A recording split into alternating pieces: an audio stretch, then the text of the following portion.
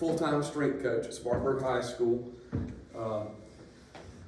And that's what I do full-time. I don't have any other responsibilities other than the physical development of the kids in District 7. I do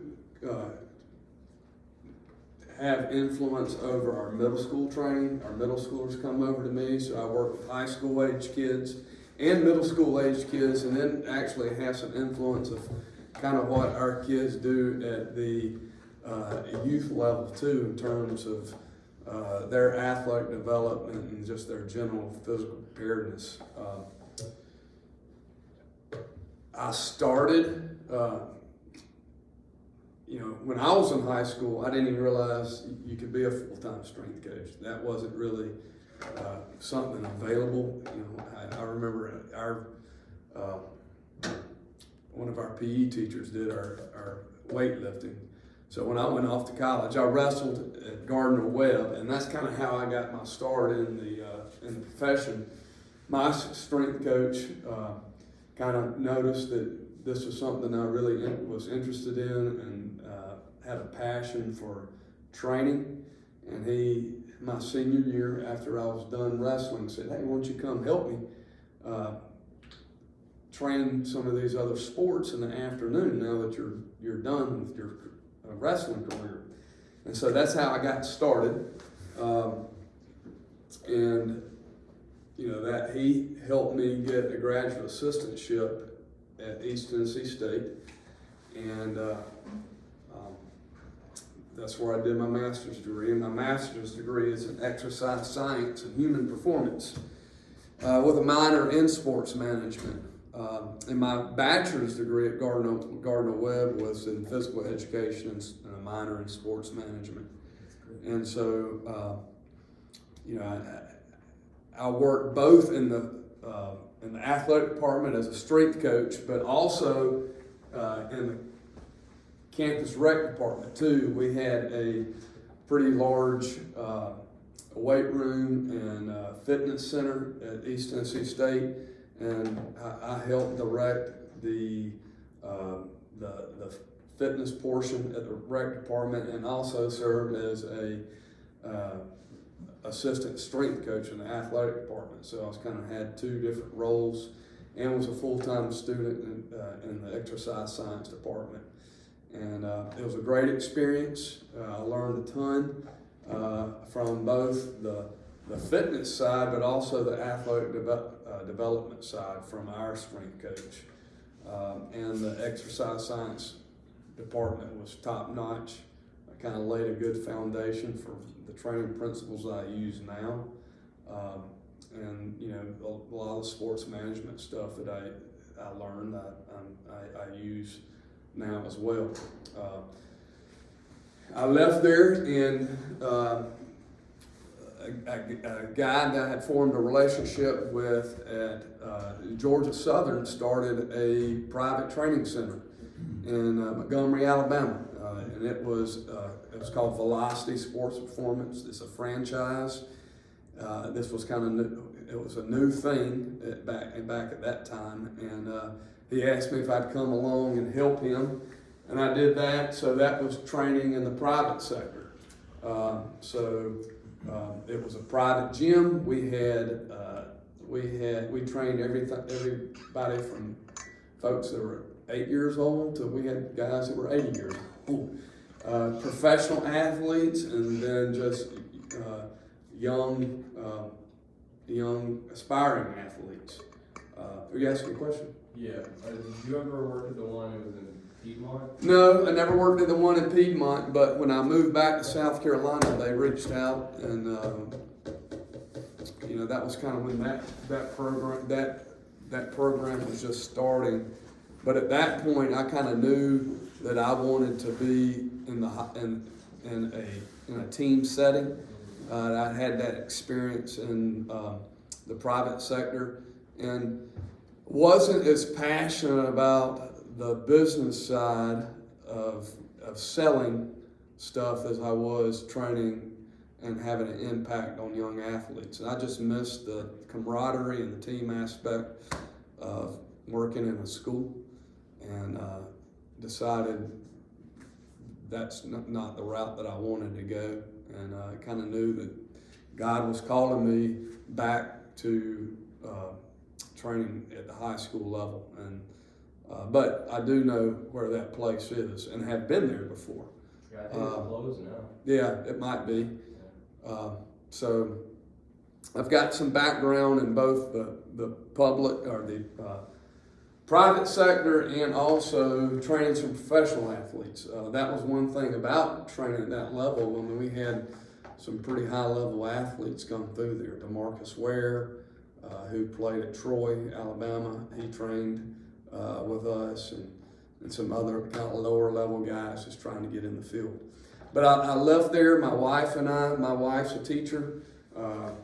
She kind of followed me around the first part of my career, and we kind of both decided we wanted to move back to South Carolina. I'm from South Carolina, and about that time, fortunately, I didn't have a job squared away, and we just kind of moved back. She had a job at Pine Street Elementary School, which is in downtown Spartanburg, and we kind of just moved back, and I did some private training. I had some relationships with coaches in the area, and they just kind of hired me as a freelance trainer, and I did some speed development and served as a kind of a part-time strength coach. But about that time, high schools were starting to realize the value of hiring a full-time strength coach. And so Boiling Springs reached out to me and hired me as the first full-time strength coach at Boiling Springs. Burns High School had that time, saw the value in it, and they had a full-time strength coach. And so, of course, Boiling Springs is in that region, and that's just the way competition works. So Boiling Springs was looking for someone, and so I filled that void. I served as a full-time strength coach there for 6 years. Kind of got that program established, and I moved to Woodruff High School, was the first full-time strength coach there. In that capacity, I worked as I was the full-time strength coach, but also the director of wellness as well for the whole district. And that was more of an administrative role, but did essentially the same thing. Trained we had 6 classes of athletic development, and all I had was athletes, and so we had 6 periods of that. I did that for almost 7 years, and then Spartanburg High School reached out to me.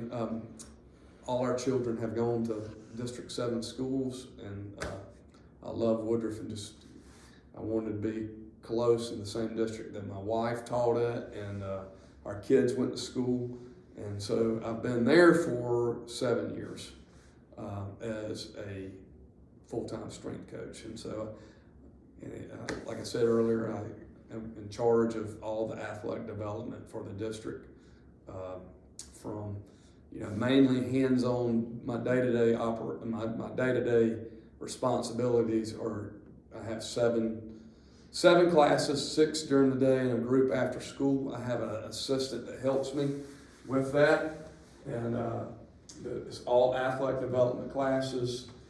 You have to be an athlete to be in the class. And the way we do training there is we have it in training. We have it split up in training age. So guys we have a level 0 development class. So that's folks that have no experience in training. They're in a class, and we have 2 level 1 groups, and that's guys that have been through our level 0, and we're just trying to keep them involved. And then we have a more advanced level 3 class that's mostly football, baseball, and wrestling. Those are the guys that have the most training experience. So I have 2 classes of that during the day, and then a group after school. So that's what my day-to-day responsibilities are. So. Hey, that class, is it just for athletes or for student athletes who have an interest in athletic development knowledge? It's right now. It's just for you have to be an athlete to be in the class, and the reason we do that is because they have to have a physical. It just kind of covers some liabilities for us. If you're an athlete, you have to have a physical, so that kind of covers that. And if they're not an athlete, then they're probably not going to have a physical. That kind of puts us in a little bit of a different situation in terms of liability. But what I'm trying to do is start a sports science class. So folks that maybe aren't athletes but are interested in math or science, math, engineering, and technology, try to get them involved in taking data that I use in terms of testing, and I'm trying to get some cameras that measure bar speed and sports science information, and start kind of taking that information and analyzing it and running it for me. So that would be a way to kind of bridge the gap between folks that aren't athletes but are interested in athletics And analytics. and and also get folks that are athletes that maybe don't realize how much science, math, and engineering I use on a day-to-day basis. Things that when I was maybe your age, I'm thinking, why am I taking this math class? Why am I taking this physics class? How is this going to apply to what I'm going to do? Well, it applies. I use that stuff every day. So maybe athletes that don't understand the value of that, maybe they can see the value in those science classes, those math classes, engineering classes, how that applies to what they're doing on the field. That's deep, man. So it's there's a lot of crossover. Just trying to bridge that gap and just kind of them understand the cross curriculum information that I'm using and that they're applying. They don't realize that they're leveraging those principles on the football field or wrestling mat or the baseball diamond or golf. In my level 0 group, I have golfers and tennis players, and so they're training and doing similar lifts and exercises, did a little different capacity. So does that answer your question? Man, that's interesting. That's interesting. That's and pulling in STEM into that athleticism, man. That's deep. That's good. Yeah. So that's kind of what I do on a day-to-day. Can you talk to us about what would an internship look like and what the process looks like for you from A and then what goes on in between and so forth? I obviously, when someone's reached out to me, I kind of call them back and just see what their interests are, what they want to do, what their long-term goals are, and just see if that's going to be a good fit. If I can help them, and that's my ultimate goal for doing an intern, is not necessarily what can help me, but if I'm going to genuinely be able to help that person do what they ultimately want to do. So just make sure that relationship's going to work. I have a kind of a curriculum that I use. Like week 1, we're going to do this, and they're kind of responsible. I treat it like it's a class, so we're going to learn. You're going to learn how we do things at Spartanburg High School, and there's going to be a physical development, and then there's going to be a leadership development, and they're going to actually come and teach me stuff like I'm the student, and they're going to be responsible. Once they've done that, then I start giving them some responsibilities on the floor of actually going out and doing that. And I will say this, before we go over, the science of training or the technique of how we do things, they're going to start developing a leadership philosophy. I also have a PhD in organizational leadership, and I did a study. My dissertation was in leadership styles of successful South Carolina football coaches. Wow. And so what I did is I took all the coaches that have a 500 or greater record and gave them a MLQ leadership survey, and just simply it kind of categorizes them in either they're a transformational leader or a transactional leader or a laissez-faire leader, and did a correlation between them. And I was interested in what leadership style stands out in successful coaches or successful leaders. I mean, because football coaches are leaders. And I'm interested in leadership, and so I thought that was a good group of folks to do that with. And what I found is that there was a trend for successful football coaches to be more transformational. They were first of all, they were all more transformational and more transactional than the norm population. So the application there is, you guys that want to get into the field, you've got to start developing a leadership philosophy. There was a strong correlation that none of them were passive avoidant. And what I mean by that is they had a leadership style and they knew what it was, whether it was transformational, transactional. And I don't know how much you guys know about that, but transformational just kind of, it goes beyond just simple transactions. Transactional leadership is you do this or this is going to happen. What I did find out is that they're both transformational and transactional. And I know as a coach that there's times when you're working with young athletes or young leaders that you got to be a little bit transactional. We know that as parents, and your parents probably, there were times where they said, look, you do this or this is going to happen. And there's times where I've got to do that as a coach. But your overarching philosophy better be transformational, meaning that you're going beyond just the physical, and that you're trying to help those folks develop into people.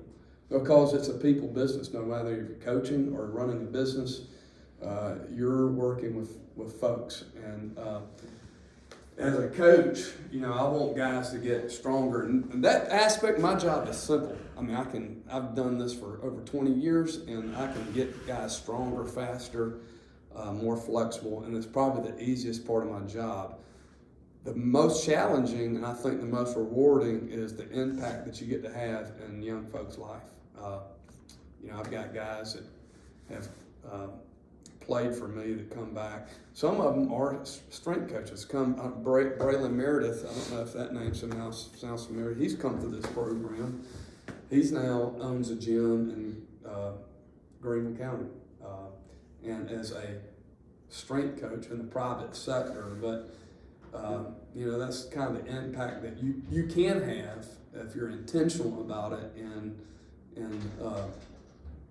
this field, no matter if it's as a coach or an administrator or whatever you want to do. Leadership's about impacting folks, and you better start developing a philosophy now. So that's one of the first things that I do is I sit down with that intern, and before I allow them to coach on the floor is, what is your leadership style? Because things are going to take place, and you better have some type of framework of how you're going to deal with people. I mean, because that's what leadership is, and that's what coaching is. Coaching is leadership, and that you've got to have some type of framework of how you're going to handle those situations. And if you kind of go in it like, well, I'll just deal with that situation haphazardly, it's not going to be probably as successful for you as if you're more intentional about that. So that's what I would encourage you to do. And if I were doing something other than weightlifting, I would do the same thing. If I were a principal and I was training teachers, that would be one of the first things I did. You've got to start developing some type of leadership philosophy.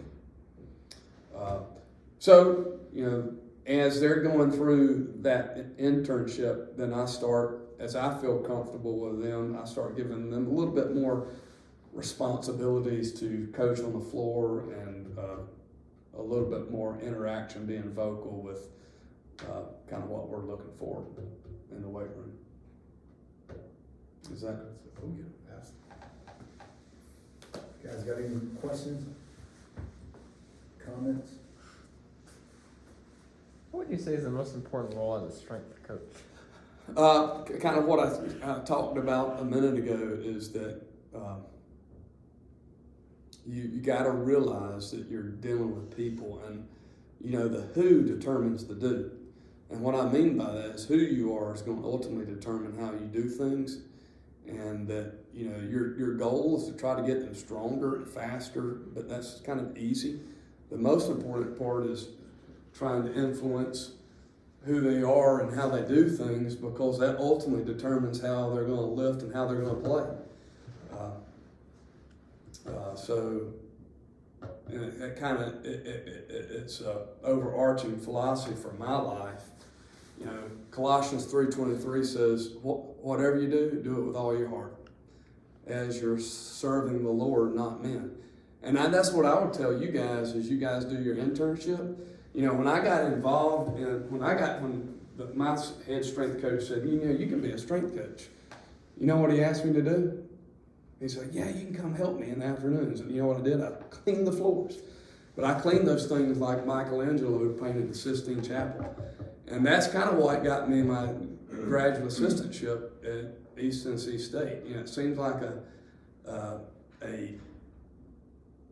mundane task, but how you do anything is how you do everything. So whatever your role is in your internship, I would say do that like you're painting the Sistine Chapel, as much detail, do it with all your heart. I have not applied. I applied for that first job at Velocity.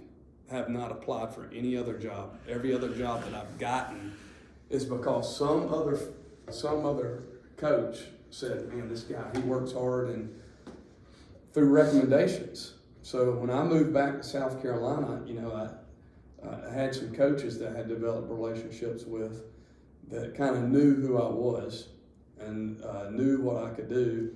And every single one has just kind of parlayed to the next thing.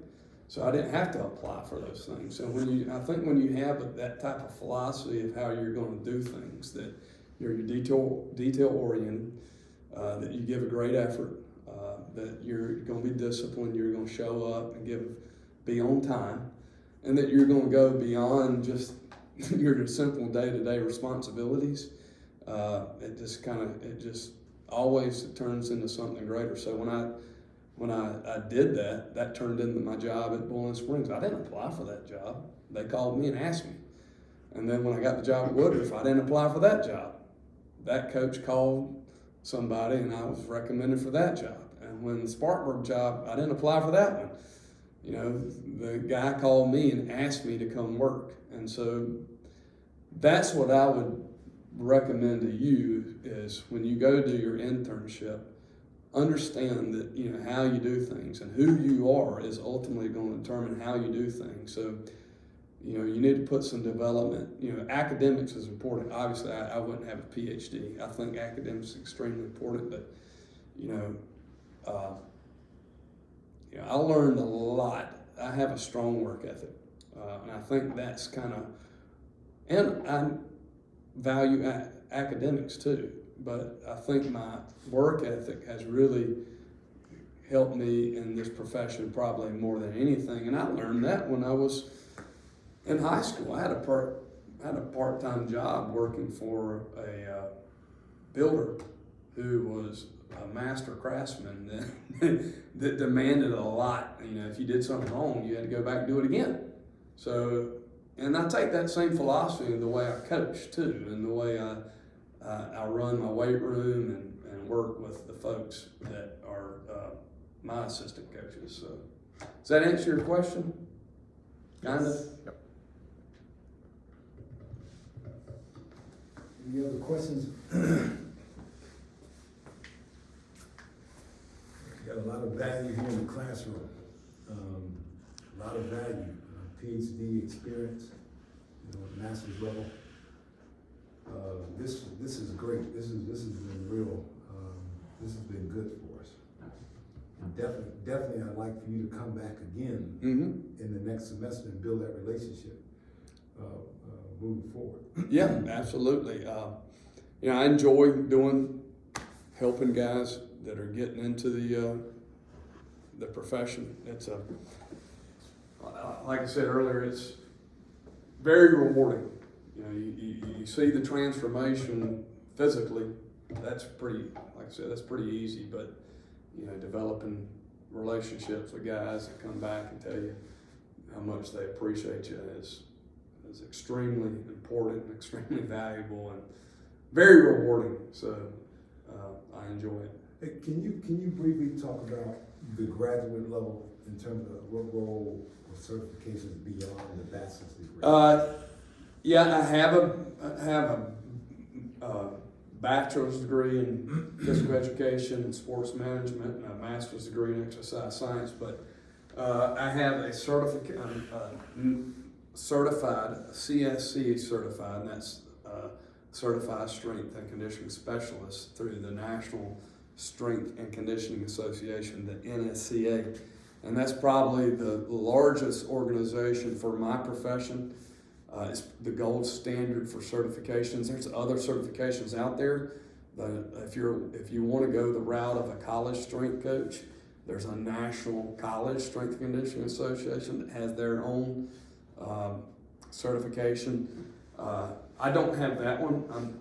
I'm certified through the NSCA, the National Strength and Conditioning Association, but I'm also certified through the USA Weightlifting, my USA Weightlifting certified coach, so certified in all the Olympic lists. I'm a certified track and field coach. I have track and field certification. When I worked at Velocity, one of the main coaches was Lauren Seagrace, who was one of the best sprint coaches at LSU. He's no longer at LSU. He actually serves at IMG Academies down in Florida. And so he was part of that organization, and I learned a tremendous amount from him. So I'm track and field certified. I'm certified through the National Speed and Explosion Association. That's NACE, N-A-S-E. And I serve on some of those boards as well, and I actually used to host the NACE certification. There's a lot of good ones out there. I would say the NSCA is probably the one that transfers from the private sector, the high school sector, or the college or professional. It's probably the umbrella is a little bit wider. There is a new National High School Strength and Conditioning Association, National High School Strength and Conditioning Association. They don't have a certification, but if you're interested in being a high school strength coach, it's a good organization to get involved in because they have a good networking way to do it through their online platform. So strength conditioning is a lot of networking. So I would recommend getting involved in any of those associations. So also first aid certified. You need to be first aid certified. So I don't know if they do that within the scope of y'all's classworks, but I would go ahead and do that as well. Well, one thing about this program, our program, we don't have concentration or offer courses in that area you're talking about, which definitely could be something that the university can consider. Yeah. For students that have an interest in that track. Yeah, if I would because it's going to be, for our district, if you're a coach, you've got to be first aid certified, and we'll do that. We'll do that as part of our continuing education within the district. But I would recommend, if you're applying for jobs, if you're going to work with folks and you're doing physical development, I would recommend go ahead and getting that. I'm pretty First sure we answer. are. Yeah, we We have got that class. Yeah, we have the sport emergency management Yeah. class. Yeah, we Yeah. have that. That's So actually is that really part nice. of your Yeah. curriculum? Yes. It's a concentration. Yeah, Mhm. Coaching there. coaching area. And business, and I was business. gonna say, I think Business everybody things. does. Business. Yeah, business. I took it think last the whole year. sports management, like everybody. Yes. Yeah. Yeah. It's at the next practice is going on tonight, actually. So. Yeah, well, you're dealing with folks, you know, it's always important. You think you're not gonna use it, but the crazy, I mean, when I was 2 years after I had it, I wasn't coaching, but I was at somewhere where I actually had to do first aid CPR, and, you're thinking, well, the likelihood of you actually using it, well, there is a pretty strong likelihood that you will have to use those skills, so. Isn't that something that you have to like constantly go back? Yeah, and recertify? For I am a first responder, and I have to do it every other year. So every 2 years, I have to get recertified. So And for strength and conditioning, do you help alongside with like nutritional stuff as well? I do. I'm not a nutritionist, but I do make recommendations, and I have a PowerPoint slide and a nutritional manual that we go over. That's just one part of our classroom work. I'll have days throughout the semester that we go in and we talk about that. You know, I'll have and so we go through, you know, recommendations for if you're trying to gain weight or you're trying to lose weight, and we kind of go all the way through that manual pretty extensively. So there are days where I take guys in our classroom, and we have a pretty big team room, and we'll go in and talk about stuff that's just beyond, you know, weightlifting. You know, I do a character development section, and I have a whole curriculum that I use for that kind of goes beyond just the physical. So Is that like a curriculum that you develop yourself? yeah, I just, you know, this stuff that I've gathered over the years that I know actually works, but I've kind of put my own spin on what we're doing. So because it goes back to what I'm saying. I mean, you can get guys stronger, faster.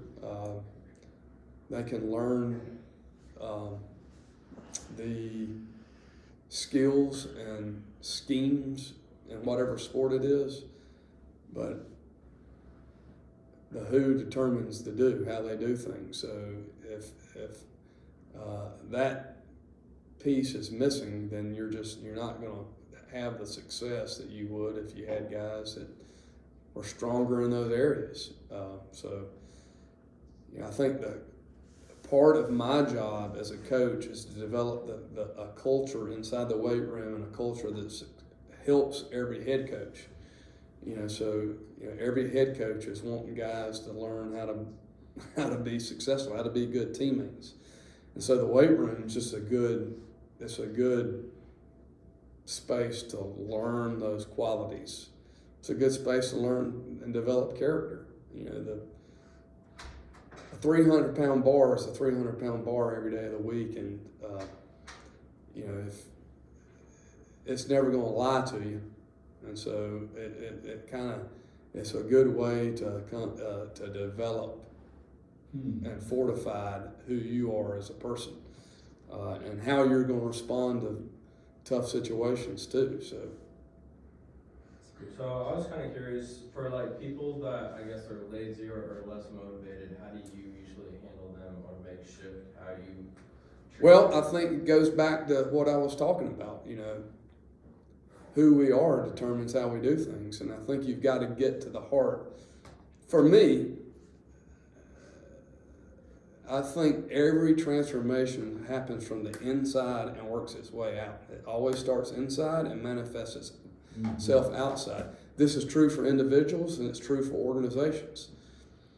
And so when you're trying to help someone transform, and that person's there because they want to transform their lives, you've got to get to the heart of that matter. I mean, you got to get to the soul of that person. You've got to somehow connect with that person and help them figure out what their why is. Why are they here? A lot of folks just don't know what it is. I believe that we're created in the image of God. That's what I believe. And I try to help folks realize that, look, you're, whether you realize it or not, that the person that created this universe, that has everything in order, has a purpose for your life too. And I think that's critical because most folks, they don't understand that. They just think they're here. They're just some of them just believe they're an accident, and I just don't believe that's true. And when you can get to the heart of that matter and get folks realize that you're here for a purpose and it's greater just than yourselves, that usually that helps manifest itself on other things. So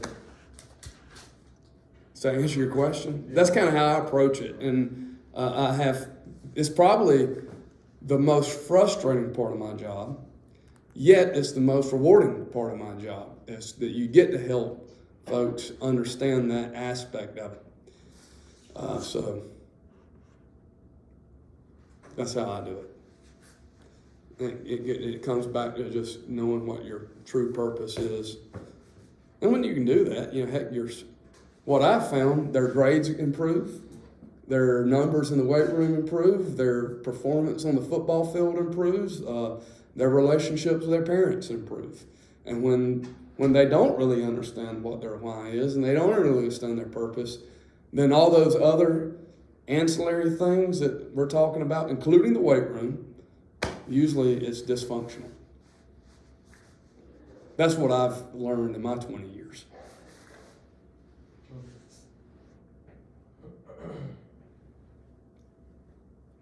Okay, guys, you guys got anything else?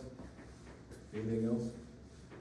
Well, guys, what we're gonna do is we're gonna, I'm sure he's gonna hang out a little bit. If anybody wanna chat with him after class, you have an interest in possibly looking more into the internship, touch down with him. And I think I'm blown away by it because this is just not a typical presentation. He brings a lot of value to the classroom. And I'm just blown away this morning, but I'm appreciative of him taking time to come in and share this wealth of knowledge with us today. So I'm sure that we can show him that we appreciate him by just giving him a hand clap. That's all I got if you don't have anything else. Regardless if you want to be a strength coach, sports is become an important part of our society. I mean, it's extremely important. To some extent, I think it might be a little. Some folks take a little too important. But regardless of what you guys do, it's you can have a tremendous impact on folks' lives. So I want you to understand that the value in it, and I think it's a great thing, regardless if you're a coach, you're an administrator, or whatever you want to do, or in media. And so understand the impact that you can have if you utilize it the right way. So thanks. Yep, thanks a lot.